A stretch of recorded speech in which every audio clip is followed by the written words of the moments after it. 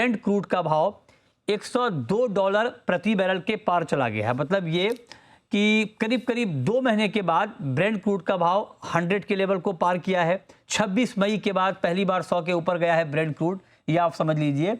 और बहुत बड़ी तेज़ी आई, कल 7% कच्चे तेल के दाम बढ़ गए थे। आप देखिए पूरी घटना का क्रम क्या है, ये जरा आप समझ लीजिए। जरा मैं आपको फ्लैशबैक में ले जाता हूँ। फ्लैशबैक में ये है कि जब 28 फरवरी को अमेरिका, ईरान और इजराइल का युद्ध शुरू हुआ था, उस वक्त मतलब युद्ध शुरू होने से ठीक पहले कच्चे तेल के दाम, ब्रेंट के दाम $70 के आसपास घूम रहे थे। जैसे युद्ध का ऐलान हुआ, आपको याद होगा कि वीकेंड था, सैटरडे संडे, और जब मंडे को मार्केट ओपन हुआ तो $10 का जंप दिखा था, 80 के ऊपर चला गया था ब्रेंट।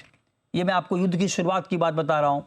उसके बाद 80 के ऊपर गया, फिर 80 के आसपास घूमता रहा। धीरे धीरे जैसे जैसे तनाव बढ़ा वैसे वैसे कच्चे तेल के दाम बढ़े और बढ़ते बढ़ते क्रूड ने 100 के लेवल को भी पार किया मई में, और फिर $126 के ऊपर भी गया ब्रेंट जब युद्ध का पीक चल रहा था। उसके बाद जब डील की बात हुई, अमेरिका ईरान के बीच डील का ऐलान हुआ, युद्ध खत्म करने का ऐलान हुआ, फिर धीरे धीरे कच्चे तेल के दाम गिरने लगे और ऐसे गिरे फिर कि वो गिर के 70 के करीब आ गए, 71-72 के करीब आ गए। ये मैं युद्ध खत्म होने के ऐलान की बात कर रहा हूँ। मतलब ये कि जब युद्ध शुरू हुआ तो 70 का क्रूड बढ़ के 126 तक गया, जब युद्ध खत्म होने का ऐलान हुआ तो 126 का क्रूड गिर के 70 के आसपास पहुंचा, मतलब प्री वार के लेवल पे पहुंच गया। लेकिन जब फिर दोबारा युद्ध शुरू हुआ, फिर तेल की तेजी शुरू हुई और उस तेल की तेजी में लगातार हमने एक तेजी का माहौल देखा और फाइनली कल 2 महीने के बाद $100 के ऊपर ब्रेंट गया।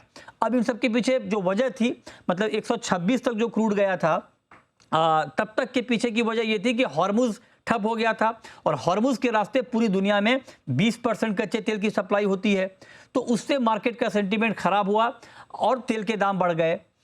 उसके बाद जब दोबारा युद्ध शुरू हुआ, फिर जो दाम बढ़े 70 से 80, 90 तक आए, तब भी हॉर्मुज ही वजह थी और हॉर्मुज को लेकर सप्लाई की चिंता बढ़ गई थी। जहाज़ों की आवाजाही रुक गई थी, अमेरिका ने ब्लॉकेट का ऐलान कर दिया था, तो इस तनातनी में तेल के दाम बढ़ गए। लेकिन अब कल जब ब्रेंट का भाव $100 के ऊपर गया तो वजह हॉर्मुज नहीं था। हॉर्मुज तो वजह बाकी तेजी के लिए है ही। कल की तेजी के पीछे की वजह थी रेड सी में, लाल सागर में हुती विद्रोहियों का सऊदी अरब के 2 ऑयल टैंकर पर हमला, और उस हमले ने कच्चे तेल की आग को और भड़का दिया और 100 के ऊपर चला गया क्रूड। क्यों? क्योंकि अब ये दूसरा चॉक पॉइंट है ग्लोबल ऑयल सप्लाई का, जिसमें डिसरप्शन पैदा हुआ, जिसमें बाधा आई, और ये मार्केट के लिए एक बड़ी चिंता की बात हो गई। क्योंकि अगर लाल सागर, और आप देखिए इसका साइड इफेक्ट क्या हुआ, कजाकिस्तान जिसका मेन रूट तेल सप्लाई का लाल सागर है, रेड सी है, कजाकिस्तान ने अपना उत्पादन रोक दिया, एक्सपोर्ट रोक दिया, तो इससे मार्केट भड़क गया। तो मतलब ये कि अब जो 100 के ऊपर का प्राइस आप देख रहे हैं, इसके लिए हॉर्मुज तो पहले से जिम्मेदार था, लेकिन अब लाल सागर, रेड सी जिम्मेदार हो गया है। और अमेरिका ने कहा है कि हुती विद्रोहियों का अगर हमला जारी रहता है तो ईरान को गंभीर परिणाम भुगतने पड़ेंगे, क्योंकि हुती ईरान समर्थित संगठन है। तो मतलब ये कि अब ये तनाव बढ़ने वाली बात हो गई, उसका इंपैक्ट मार्केट पर साफ तौर पर दिख गया है। लेकिन अब यहां से आगे क्या, इसी की बात होगी। तो सचदेवा जी, बहुत स्वागत है आपका। पहला सवाल मेरा आपसे यही कि हॉर्मुज को लेकर चिंता थी ही, अब रेड सी को लेकर चिंता हो गई है सर, तो आप बताइए कि अगर रेड सी के जरिए ये चिंता बनी रहती है तो क्या तेल की कीमतें हो सकती है? नमस्कार। मामला काफी गंभीर है, आपने जैसे बताया। हार्मूज वाला मामला तो कोई सुलझता अभी नजर नहीं आ रहा है। उसके बाद जो रेड सी वाला हुतीस का जो प्रॉब्लम है वो भी शुरू हो गया है। और तीसरी बात जो आपने कही कजाकिस्तान की, उसने तेल अपना प्रोडक्शन कम कर दिया है। उसका रेड सी से उससे लेना नहीं है, लेकिन वो ब्लैक सी में उसका प्रॉब्लम है। क्योंकि जो सीपीसी पाइपलाइन है, जो कैस्पियन कंसोर्टियम पाइपलाइन है, जो कजाकिस्तान से जाती है, सीधी वहां जाती है नवोरोसिक तक। तो वो वहां पे जो यूक्रेन के द्वारा वहां पे जो ड्रोन वहां पे फेंके गए, उससे वहां पे जो काफी दिक्कत हो रही है और वहां पे भी शिप्स के ऊपर हमला हुआ। उसके चलते अब काफी दिक्कतें आ रही हैं। कजाकिस्तान भी एक इम्पोर्टेंट प्रोड्यूसर है। तो वो अगर दिक्कतें, जो यूरोप की तरफ जो तेल जा रहा था सीपीसी थे, अब रोमानिया का 60% तेल जो है वो सीपीसी से आता था, और वो जो है अभी उन्होंने बंद कर दिया है। तो ये सारी दिक्कतें जो हैं हार्मुज वाली, उसके बाद रेड सी की, और उसके बाद ये ब्लैक सी की प्रॉब्लम भी।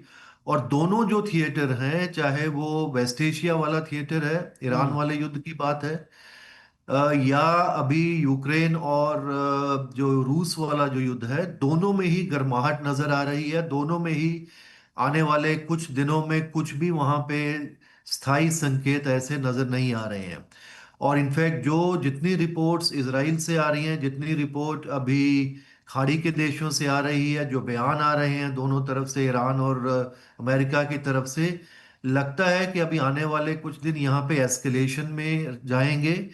और हार्मूज के खुलने का तो कोई उम्मीद बिल्कुल कम है, बल्कि दिक्कतें और बढ़ गई हैं। हम्म। इसी के चलते आपको ये सारा जो है अभी 100 से पार कर गया है। हाँ। और ये कहाँ तक जाएगा उसका कोई अंदाजा नहीं लगा सकता है। बिल्कुल। वो 110 भी जा सकता है, 15 भी जा सकता है। एक जमाने में आपने देखा 120-25 तक भी चला गया था। हम्म। वो तो अब बहुत सी चीजों पे निर्भर करेगा। राइट। लेकिन किसी भी सूरत में मुझे आने वाले 5-7 दिन में हम्म। ये नीचे की तरफ आता हुआ बिल्कुल नजर नहीं आता। ठीक है सर, एक बात और मैं आपसे जानना चाहता हूं कि रेड सी के जरिए जैसे हमने देखा कि हॉर्मुज के रास्ते करीब करीब 20% ग्लोबल ऑयल सप्लाई होती है। रेड सी का कितना कंट्रीब्यूशन है ग्लोबल ऑयल सप्लाई में? उसमें 5-7% से ज्यादा है उसका। अच्छा, 7% से ज़्यादा है। अब तो चूंकि इसका मतलब ये है जी। जी, चूंकि सऊदी अरब दुनिया के जो तीन टॉप के प्रोड्यूसर हैं क्रूड ऑयल के, रूस, सऊदी अरब, अमेरिका, उसमें सऊदी अरब शामिल है। सऊदी अरब कभी कभी नंबर 1 पे रहता है, मतलब ये तीनों टॉप के प्रोड्यूसर हैं। अब सऊदी अरब पे ब्लॉकेड का ऐलान कर दिया है हुती ने, तो सऊदी अरब ने अपना डाइवर्ट किया था, ऑयल रेड सी के जरिए भेज रहा था। ये कितनी बड़ी चिंता होगी ग्लोबल मार्केट के लिए? कितनी सप्लाई आप देख रहे हैं डिसरप्ट होते हुए? नहीं, क्योंकि जैसा आपने कहा एक बहुत बड़ा प्रोड्यूसर है, और क्योंकि जब उनका अपना जो ईस्ट वेस्ट पाइपलाइन है वो सीधा वहां पे रेड सी पे आता है, तो उसमें कम से कम पाँच कई मिलियन बैरल जो तेल वहां से भेज रहे थे अभी। तो अगर उसके अंदर, और अभी उन्होंने कहा है कि रेड सी के अंदर सिर्फ सऊदीज के शिप्स को जो हैं वो उसके ऊपर हम ब्लॉकेट करेंगे। और उसके जवाब में ट्रम्प साहब ने ये कहा है कि अगर वहां पे अगर एक शिप के ऊपर अटैक होता है तो हम उसी वक्त जो है ईरान के किसी ना किसी इंफ्रास्ट्रक्चर के ऊपर हमला करेंगे। तो अभी मतलब बात यह है कि ये सिर्फ पोस्चरिंग है, पोस्चरिंग नहीं है, क्योंकि ऑलरेडी उसके ऊपर हुतीज ने हमला कर दिया है। और हम ये जानते हैं कि जब हुतीज जो हैं वो काफ़ी उनका वहाँ पे दबदबा है। जब गाज़ा की वॉर थी तब भी उन्होंने उसको बंद कर दिया था। उसके चलते जो है सारी दुनिया को वहाँ से तेल जो है अपना डाइवर्ट करके पूरे जो अफ्रीका की तरफ से फिर लेके आना पड़ा था। तो ये मामला जो है वही मैं आपको बता रहा था कि जो जियोपॉलिटिकल सिचुएशन अभी जो है सिर्फ पश्चिम एशिया की बात नहीं है। यूरोप के अंदर जो यूक्रेन और वो युद्ध भी है, वो भी पहले से ज्यादा गरमाया है। और ये सारी चीजें जो हैं उसका जो मिला जुला असर है वो सारा मार्केट को नजर आ रहा है। और पिछले 2-3 महीनों में क्योंकि एक तरीके का जो भी दिक्कतें यहाँ पे आ रही थी पश्चिम एशिया में, उसके बावजूद भी एक इक्विलिब्रियम बन गया था। लेकिन अभी जो है मुझे लगता है क्योंकि जो चीन से जो डिमांड थी वो पिछले 2-3 महीने में उन्होंने काफी दबा के रखी हुई थी, अगर वो भी अगर दोबारा से खुल जाती है, और वो भी क्योंकि अल्टीमेटली वो भी आएंगे मार्केट के अंदर। और यूरोप के अंदर भी अगर दिक्कतें आनी शुरू हो जाती हैं, सीपीसी पाइपलाइन उनके लिए एक अच्छा अल्टरनेटिव था यूरोप के लिए। उसमें भी अगर क्योंकि कजाकिस्तान भी एक अच्छा प्रोड्यूसर है, और वहां से भी काफी तेल जाता है वहां पे। तो ये सारी दिक्कतें मिली जुली जो हैं, और उसका कोई अभी फिलहाल कोई हल आने वाले दिनों में कुछ नजर आ नहीं रहा है। हो सकता है 10-20 दिन के बाद कुछ दोनों तरफ ही कुछ ना कुछ कोई स्थायीपन आए। लेकिन आने वाले कुछ दिन काफी चिंता के हैं। आपसे एक बात जानना चाह रहा हूँ कि क्या जो अमेरिका ईरान का वार वन, द फेज़ 1 जो वार का था, क्या फेज़ 2 ज़्यादा एग्रेसिव आपको दिख रहा है? क्योंकि फेज़ 1 में तो आप देखिए कि सिर्फ हॉर्मुज में दिक्कत थी, रेड सी में उतनी दिक्कत नहीं आई थी। अब रेड सी को टारगेट किया गया है, सऊदी अरब को डायरेक्ट टारगेट किया जा रहा है हुती की तरफ से। तो ये क्या ज़्यादा जो पहला वाला युद्ध का चरण था उससे ज़्यादा खतरनाक दिख रहा है ये वाला? आई मीन एक तरीके से कॉम्प्लिकेटेड है, क्योंकि जो एमओयू जब हुआ था हम्म। तो उसमें ये कहा गया था कि जो 60 दिन के अंदर जो है ये मामला स्टेट ऑफ हार्मुज से शुरू हो जाएगा। लेकिन उसके अंदर दोनों की, ईरान की और अमेरिका की इंटरप्रिटेशन उनकी अलग रही। क्योंकि जो उनका मानना था कि जो ईरान वाला जो इलाका है उसके अंदर से ईरान उसके बारे में बात करेगा, लेकिन जो ओमान की तरफ से तेल निकलता है उसके बारे में ईरान से किसी को कुछ पूछने की जरूरत नहीं है।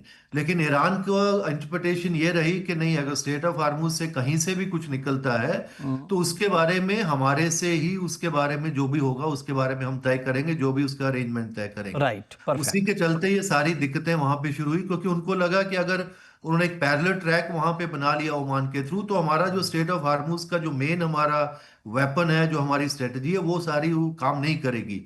तो वही उसी के चलते ये दोबारा से फिर से दिक्कतें शुरू हुई है।